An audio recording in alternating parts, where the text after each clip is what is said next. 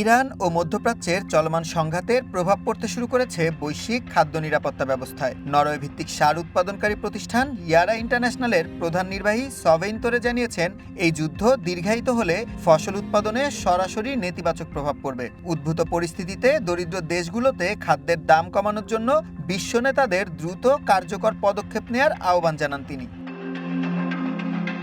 আন্তর্জাতিক সার বাজারের একটি বড় অংশ নিয়ন্ত্রিত হয় উপসাগরীয় অঞ্চল থেকে, বিশেষ করে ইউরিয়ার 1/3 এবং বাণিজ্যিক অ্যামোনিয়ার 1/4 আসে এই অঞ্চল থেকে।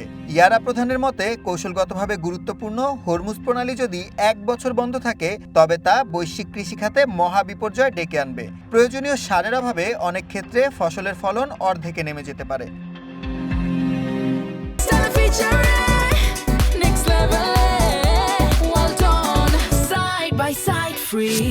যুদ্ধের প্রভাবে এরই মধ্যে সারের কাঁচামালের দাম হু করে বাড়ছে। ইরানের ওপর হামলার আগের সপ্তাহে প্রতি টন ইউরিয়ার দাম ছিল $487, যা বর্তমানে প্রায় $700 ঠেকেছে।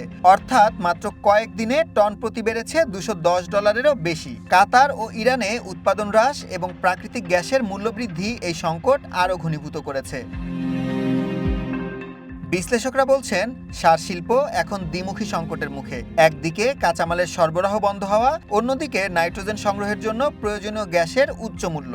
ইয়ারা ইন্টারন্যাশনালের তথ্য মতে, ইউরোপের দেশগুলো চড়া দামে সার সংগ্রহের সামর্থ্য রাখলেও এশিয়া ও আফ্রিকার উন্নয়নশীল দেশগুলোর জন্য এই পরিস্থিতি চরম উদ্বেগের কারণ হয়ে দাঁড়িয়েছে।